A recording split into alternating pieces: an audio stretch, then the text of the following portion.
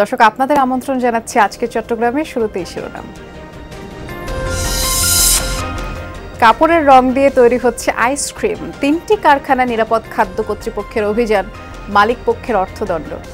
স্বাস্থ্যের জন্য অনেকটাই ঝুঁকিপূর্ণ। তারা ভুল স্বীকার করে আমাদের কাছে কোর্টকে বলে যে আমরা একটু সময় দেন। তা আমরা তাদের ভুল স্বীকারটাও আমলে নিয়েছি।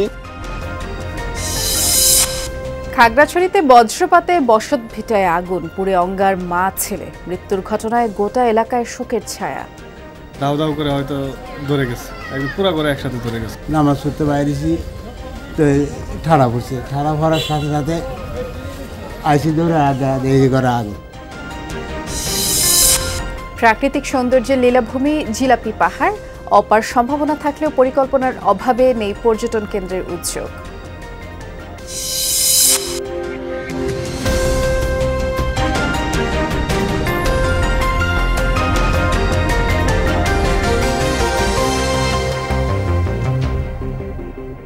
শিরোনামগুলো শুনছিলেন, নুসরাত বৃষ্টি আপনাদের সাথে আছে। যেমনটি প্রথম শিরোনামে শুনলেন, আইসক্রিমে কাপড়ের রং ব্যবহার হচ্ছে। নোংরা অস্বাস্থ্যকর পরিবেশে খাদ্য তৈরি হয়। চট্টগ্রামের 2টি কারখানায় নিরাপদ খাদ্য কর্তৃপক্ষের অভিযানে একেবারে হাতে নাতে অনিয়মের প্রমাণ মিলেছে। মিষ্টির একটি কারখানায়ও একই চিত্রই ধরা পড়ে। 3 মালিককে জরিমানার পাশাপাশি সতর্ক করা হয় এ সময়। ফ্রিজের ভেতর নোংরা বস্তা দিয়ে ঢাকা নানা রঙের আইসক্রিম। শুধু নোংরা আর অস্বাস্থ্যকরই নয়, এসব আইসক্রিম তৈরিতে ব্যবহৃত হচ্ছে ক্ষতিকর কাপড়ের রং। চট্টগ্রামের বহদ্দারহাট এলাকায় সারা আইসক্রিম নামের এই প্রতিষ্ঠানে নিরাপদ খাদ্য কর্তৃপক্ষের অভিযানে ধরা পড়ে এসব অনিয়ম। অস্বাস্থ্যকর পরিবেশ, এগুলো ঠিক করা ঠিক না। তেমন স্যার আসছে, আমাদের ফাইন করছে, ইনশাল্লাহ আমরা শুধরে যাব। এখানে আমার কিছু এই যে নোংরাটা বলছেন, কিছু নোংরা আছে, ঠিক আছে, আমার কিছু ফল আছে, ঠিক আছে, ভুল আছে।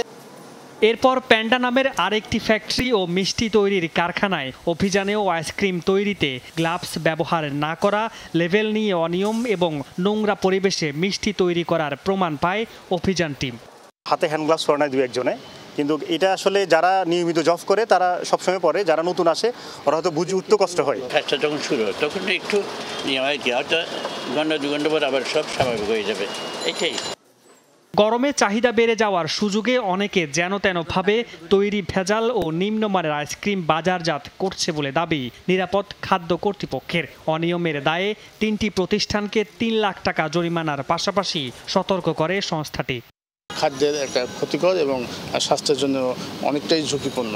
সে কারণে তাদেরকে তারা ভুল স্বীকার করে আমাদের কাছে কোর্টকে বলে যে আমরা একটু সময় দেন। তা আমরা তাদের ভুল স্বীকারটাও আমলে নিয়েছি। নিয়মিত এ ধরনের অভিযান ও তদারকির দাবি ভোক্তাদের। স্বাস্থ্য যেমন ঝুঁকি, আমাদের তো এখন সবাই যে মুটিয়ে যাচ্ছে, সব কিছুর জন্যই এটা খুব স্বাস্থ্যহানি আর কি। আমাদের জন্য ক্ষতি, আমাদের সাধারণ মানুষের জন্য ক্ষতি। ভালো মাল করলে আমরা ভালো খাইতে পারবো। মামুন রশিদ তৌফি, যমুনা নিউজ, চট্টগ্রাম। দীর্ঘ বন্ধের পর শিক্ষা প্রতিষ্ঠান খুলেছে। যথারীতি প্রাত এবং দিবা উভয় শাখায় আগের মতোই পাঠদান চলে। রোজার লম্বা ছুটির শেষে আবারও তীব্র গরমের কারণে বন্ধ কাটিয়ে শেষমেশ ক্লাস শুরু হওয়ায় শিক্ষার্থীরা বেশ খুশি। সব প্রাথমিক, মাধ্যমিক স্কুল, মাদ্রাসায় উপস্থিতির সংখ্যাও সন্তোষজনক এবং চট্টগ্রামে গত 3-4 দিন ধরে রাতে বৃষ্টি হয় তাপমাত্রা কিছুটা কমেছে, ফলে শিক্ষার্থীরাও স্বস্তিতে। সামনে পরীক্ষা, তাই এ সময় স্কুল খুলে দেওয়ার সিদ্ধান্ত সঠিক, এমনটি বলছেন অভিভাবকরাও। শ্রেণীকক্ষে গরমে কোনো শিক্ষার্থীর অসুবিধা হচ্ছে কিনা তা লক্ষ্য রাখা হচ্ছে বলেও শিক্ষকরা জানিয়েছেন।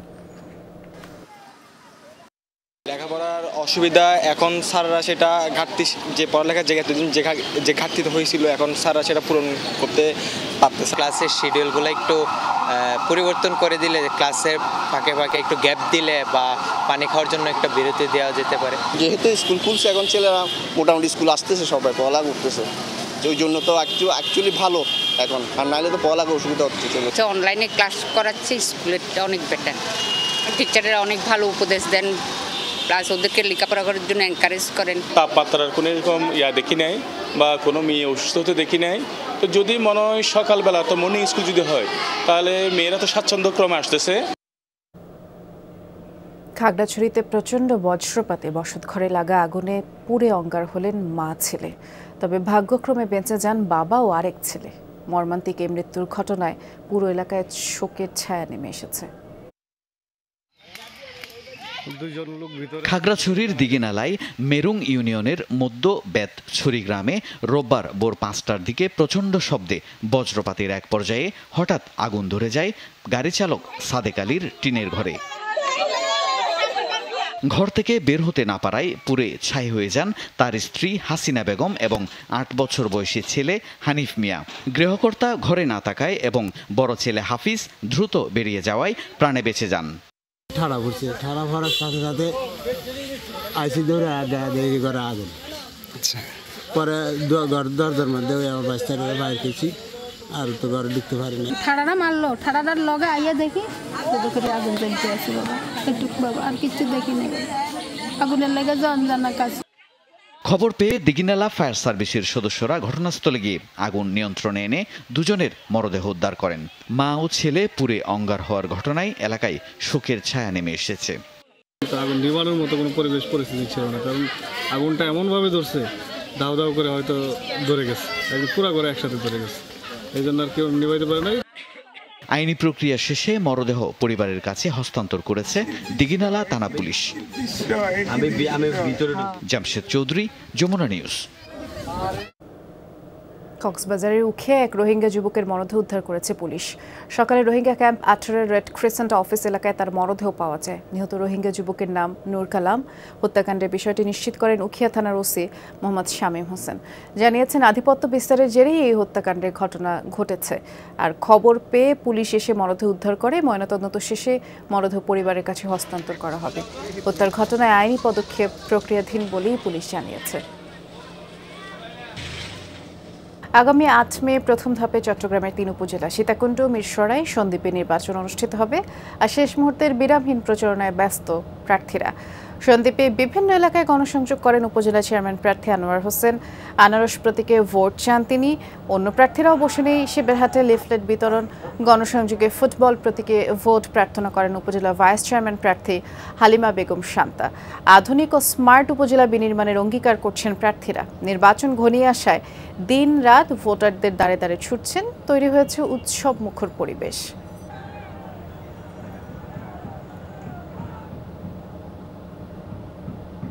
আমরা এই নির্বাচনের প্রচার প্রচারণার খবর জানবো আমাদের সহকর্মীদের কাছ থেকে। আগে যাচ্ছি চট্টগ্রামে, সহকর্মী শহীদুল সুমন অপেক্ষা করছেন। সুমন, এই পড়ন্ত বিকেলে প্রচারণার কি অবস্থা দেখছেন জানাবেন, এবং ভোটারদের প্রতিক্রিয়া সম্পর্কেও জানতে চাই।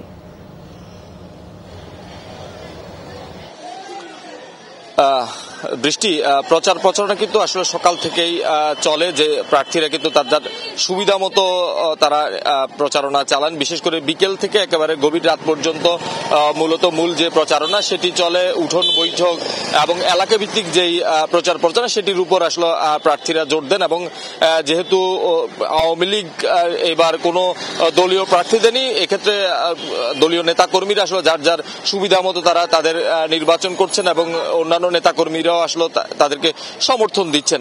সব মিলিয়ে অন্য কোনো রাজনৈতিক দলের যেহেতু প্রার্থী নেই, সেক্ষেত্রে আওয়ামী লীগের মধ্যে আসলে মূলত আওয়ামী লীগের প্রতিদ্বন্দ্বিতা হবে। এবং সাধারণ ভোটাররা আসলে যেটি বলছেন যে সাধারণ মানুষের জন্য যারা কাজ করবেন, যারা আগে নির্বাচিত হয়েছেন এমন অনেকে কিন্তু এবারও নির্বাচন করছেন। সব মিলিয়ে তারা হিসাব নিকেশ করবেন যে গতবার যারা নির্বাচিত হয়ে তারা দায়িত্ব পালন করছেন তারা কি ধরনের প্রতিশ্রুতি তারা বাস্তবায়ন করেছেন, এবং সেই সাথে নতুনরা কি ধরনের প্রতিশ্রুতি দিচ্ছেন, অর্থাৎ তাদের সক্ষমতা কেমন, তারা যে প্রতিশ্রুতিগুলো দিচ্ছেন সেগুলো তারা কিভাবে আসলে প্রতিপালন করবে, সব বিষয়গুলো আসলে ভোটাররা হিসাব নিকেশ করছেন। অর্থাৎ যেহেতু এবার আওয়ামী লীগের প্রার্থীদের মধ্যে আওয়ামী লীগের নির্বাচন হবে মূলত, সেক্ষেত্রে কিন্তু আসলে বড় ধরনের একটি প্রতিদ্বন্দ্বিতার আভাস কিন্তু পাওয়া যাচ্ছে। বৃষ্টি, শুনছিলাম সুমন, ধন্যবাদ। এবারে আমরা যাব কক্সবাজারে, আমাদের সহকর্মী এহসান আল কুতুবি অপেক্ষা করছেন।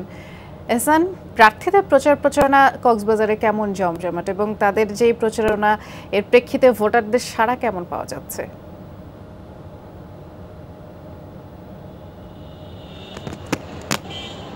প্রথমে একটা দুঃসংবাদ দিয়ে শুরু করতে চাই, সেটা হচ্ছে কক্সবাজারে যে প্রথম দফের 3টি উপজেলায় নির্বাচন হচ্ছে কুতুবদিয়া, মহেশখালী এবং কক্সবাজার সদর আসনে, সদর উপজেলায়। এই 3টির মধ্যে যে কুতুবদিয়া উপজেলা নির্বাচন হচ্ছে, সেই কুতুবদিয়া উপজেলা নির্বাচনের প্রার্থী জেলা আওয়ামী লীগের সভাপতি, তিনি গতকাল হঠাৎ অসুস্থ হয়ে বর্তমানে তিনি ঢাকায় রয়েছেন। তাকে সকালে এয়ার অ্যাম্বুলেন্সে করে নিয়ে যাওয়া হয়েছে। আর দ্বিতীয় যে বিষয়টি সেটি হচ্ছে প্রার্থী যেখানে, উৎসব সেখানে, প্রচারণা সেখানে, মিছিল সেখানে, এর বাইরে কোনো আওয়াজ নেই। মানুষের যে আনন্দ উল্লাস, যে ভোটের যে একটা মেসেজ, ভোটের যে উৎসব থাকে প্রতিটি মানুষের মনে এবং প্রতিটি এলাকায় ঘিরে যে উৎসবগুলো হয়, সেই উৎসব আমরা দেখছি না। আর আমার পেছনের যে অবস্থা, এখানে প্রচুর পরিমাণে পোস্টার ছিল, কিন্তু বৃষ্টির কারণে সেই পোস্টার আমরা দেখতে পাচ্ছি না। কিন্তু মাঝে মাঝে কিছু ব্যানার আমরা দেখেছি শহরের, কক্সবাজার শহরের বিভিন্ন জায়গায় এবং সদর উপজেলার বিভিন্ন জায়গায় আমরা দেখেছি কিছু ব্যানার রয়েছে প্লাস্টিকের, আর যেসব পোস্টার আছে সেগুলি নেই। আর কক্সবাজারে এ পর্যন্ত যে 3টি উপজেলা রয়েছে, সেই 3টি উপজেলার মধ্যে মোটামুটি এখনো পর্যন্ত কোনো ধরনের ঝামেলা হয়নি, সুষ্ঠু আছে। মানুষও চাই তারা শান্তিপূর্ণভাবে যদি ভোট দিতে পারে, তারা যদি তাদের ভোটাধিকার প্রয়োগ করতে পারে এবং যদি সুযোগ সুবিধা সহ সব ধরনের আইনশৃঙ্খলার যে নিরাপত্তার যে ব্যবস্থা সেটি যদি থাকে, তারা তাদের পছন্দের প্রার্থীকে ভোট দেবেন এবং ভোট দিয়ে তাদের পছন্দের প্রার্থীকে নির্বাচিত করবেন। বৃষ্টি, শুনছিলাম বেশ বিস্তারিত তথ্য আপনি জানাচ্ছিলেন হাসান, ধন্যবাদ। ইট পাথরে ঘেরা যান্ত্রিক শহরে প্রকৃতির অপরূপ সৌন্দর্যের ডালি জিলাপি পাহাড়। চট্টগ্রামের সবচেয়ে উঁচু এই পাহাড়ের মনোরম দৃশ্য সবার নজর কাড়ে। অসংখ্য মানুষের সমাগম ঘটে প্রতিদিন। নানা কারণে এর ঐতিহাসিক গুরুত্ব অনেক সম্ভাবনা সত্ত্বেও এটিকে ঘিরে কার্যকর কোনো পরিকল্পনা নেই।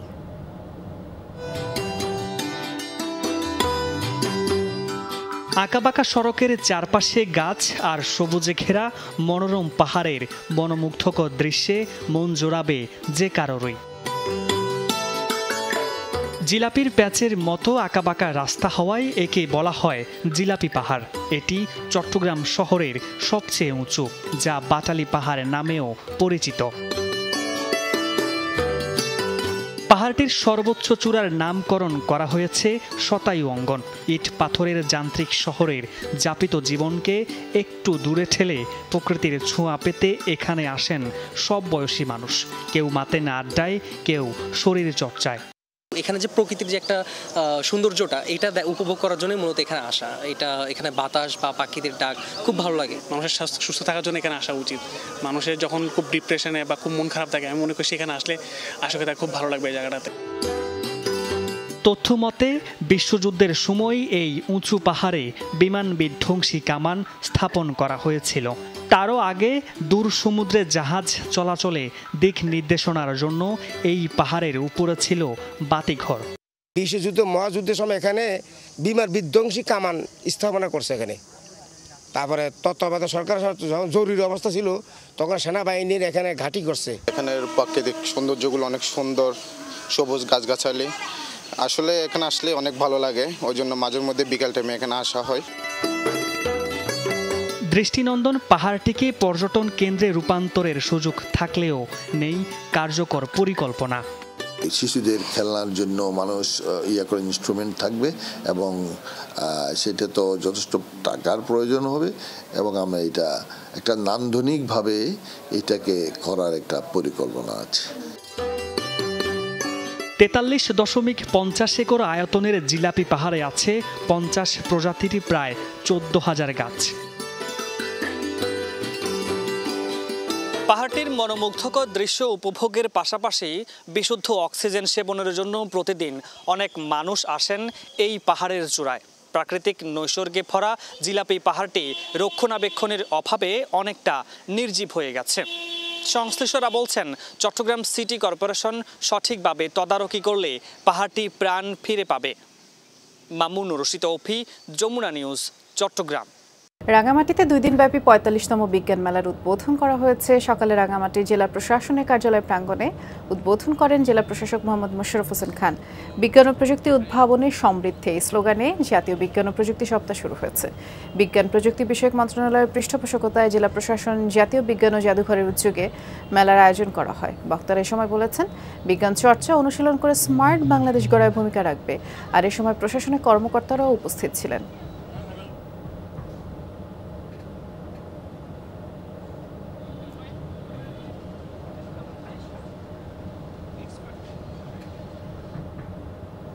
বাংলাদেশ স্কাউটস চট্টগ্রাম জেলা রোভারের উদ্যোগে 363তম স্কাউটিং বিষয়ক ওরিয়েন্টেশন কোর্স অনুষ্ঠিত হয়েছে বন্দরনগরীতে। কোর্স উদ্বোধন করে জেলা প্রশাসক আবুল বাশার মোহাম্মদ ফখরুজ্জামান বলেছেন, সৎ আদর্শ দক্ষ নাগরিক হিসেবে ভবিষ্যৎ প্রজন্মকে গড়ে তোলার বিকল্প নেই। এ লক্ষ্যে স্কাউটিং ছড়িয়ে দেওয়ার আহ্বান জানিয়েছেন তিনি। এ সময় এডিসি সহ আরও অনেকেই উপস্থিত ছিলেন। কলেজ ও বিশ্ববিদ্যালয় সহ 47টি প্রতিষ্ঠানের শিক্ষক, জেলা প্রশাসনের কর্মকর্তারা এই কোর্সে অংশ নেন। চট্টগ্রামে ন্যাশনাল ক্লাব আয়োজিত 6ষ্ঠ উন্মুক্ত মিনিবার ফুটবল টুর্নামেন্টে চ্যাম্পিয়ন হয়েছে আনোয়ারা ফুটবল একাদশ। পতেঙ্গায় সাইলো মাঠে অনুষ্ঠিত ফাইনালে ট্রাই ব্রেকারে 3-1 গোলে নিমতলা হোসেন স্মৃতি সংসদে হারিয়ে শিরোপা জয় করে দলটি এবং বিপুল সংখ্যক দর্শক ফাইনাল ম্যাচ উপভোগ করেন। পরে চ্যাম্পিয়ন ও রানার আপ দলের মধ্যে পুরস্কার বিতরণ করেন শাহেদ চৌধুরী রবিন। মাদকমুক্ত যুব সমাজ করতে ক্রীড়া চর্চা বৃদ্ধির আহ্বান তার। নানা আয়োজনে উৎসব মুখর পরিবেশে চট্টগ্রামে অনুষ্ঠিত হয়েছে হাইচুকিয়া বহুমুখী উচ্চ বিদ্যালয় কলেজের প্রাক্তন শিক্ষার্থীদের ঈদ পুনর্মিলনী। নগরীর নাসিরাবাদে এই অনুষ্ঠানের দিনভর চলে আলোচনা সভা, স্মৃতিচারণ, পুরস্কার বিতরণ, সাংস্কৃতিক পরিবেশনা।